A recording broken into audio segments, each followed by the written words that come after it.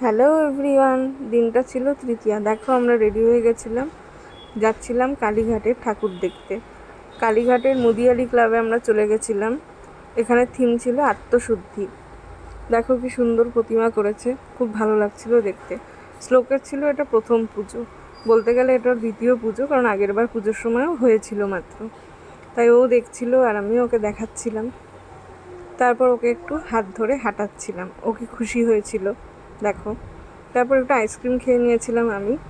তারপর আরেকটা প্যান্ডেল দেখেছিলাম মাঝখানে, নামটা ঠিক জানি না। মাঝে নেমে গিয়েছিল বৃষ্টি, তাই আমরা একটু অপেক্ষা করছিলাম। বৃষ্টি কমার পর আরেকটা প্যান্ডেলের উদ্দেশ্যে গেলাম, সেটা ছিল শিব মন্দির। এখানে থিম ছিল বিশ্বহরি। এটাও খুব দারুণ ডেকোরেট করেছিল, খুব সুন্দর লাগছিল দেখতে, তাই ক্যামেরার মাধ্যমে একটু তুলে ধরলাম। খুব সুন্দর প্রতিমা, খুব সুন্দর সাজানো হয়েছে। দেখো তোমরা কোথায় কোথায় ঘুরলে জানিও। টাটা।